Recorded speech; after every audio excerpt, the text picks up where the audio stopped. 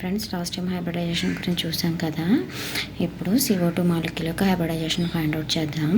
Hybridisation అనేది సింపుల్గా మనం number of sigma bonds plus number of loan pairs combination బట్టి మనం హైబ్రిడైజేషన్ చెప్పచ్చు. కార్బన్ అటామిక్ నెంబర్ చూద్దాం. Carbon atomic number 6. దీన్ని 2, 8, 8, 18, 32 రూల్ని యూజ్ చేసి రాసాము.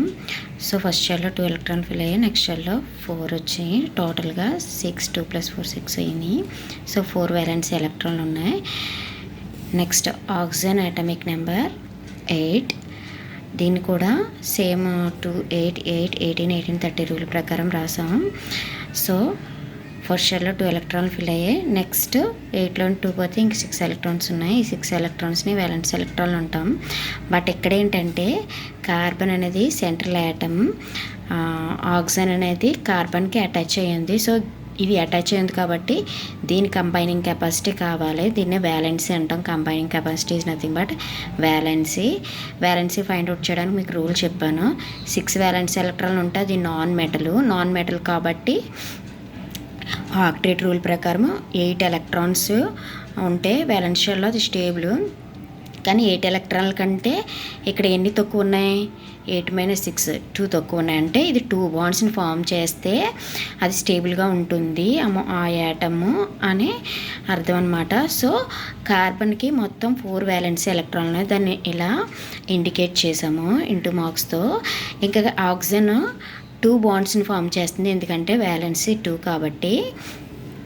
సో ఆక్సిజన్ వచ్చేసి ఇక్కడ ఒక బాండ్ ఒక ఎలక్ట్రాన్తో ఇలా ఒక బాండ్, ఇక్కడ ఒక ఎలక్ట్రాన్తో ఇలా ఒక బాండ్ ఫామ్ చేసింది. ఫస్ట్ ఫామ్ అయిన బాండ్ అనేది మనకి సిగ్మా బాండ్ అని చెప్పాను. సో సిగ్మా బాండ్ ఒకటి ఫామ్ అయింది. సిగ్మా బాండ్ తర్వాత ఫామ్ అయిన బాండ్స్ అనేవి 5 బాండ్. ఇక్కడ కూడా ఈ ఆక్సిజన్ ఇక్కడ కార్బన్లో ఉన్న ఇంకొక ఎలక్ట్రాన్తో సిగ్మా బాండ్ ఫామ్ చేసింది ఫస్ట్నే. తర్వాత మళ్ళీ ఈ ఆక్సిజన్లో ఉన్న ఇంకొక ఎలక్ట్రాన్ ఈ కార్బన్లో ఉన్న ఇంకొక ఎలక్ట్రాన్తో బాండ్ ఫామ్ చేయడం జరిగింది. ఒక బాండ్ ఫామ్ అయిన తర్వాత నెక్స్ట్ ఫామ్ అయ్యే బాండ్ వచ్చేసి 5 బాండ్. సో మొత్తంగా ఇక్కడ ఎన్ని సిగ్మా బాండ్స్ ఉన్నాయి? 1, 2 సిగ్మా బాండ్స్. అండ్ ఇంకా కార్బన్లో ఎటువంటి ఎలక్ట్రాన్లు లేవు. 4 వ్యాలెన్స్ ఎలక్ట్రాన్లు ఆక్సిజన్ ఎలక్ట్రాన్లతో బాండ్ ఫామ్ చేయడం జరిగింది. So 0 loan pairs. 5 బాండ్స్ని హైబ్రిడైజేషన్ చెప్పేటప్పుడు కన్సిడర్ చేయము. సో మొత్తంగా 2 + 0 2 హైబ్రిడ్ ఆర్బిటాల్స్ ఫామ్ అయ్యాయి. మీకు ఆల్రెడీ చెప్పాను 2 హైబ్రిడ్ ఆర్బిటాల్స్ ఎప్పుడైతే ఫామ్ అవుతాయో అది sp హైబ్రిడైజేషన్ అని లాస్ట్ వీడియో క్లాస్లో చెప్పడం జరిగింది.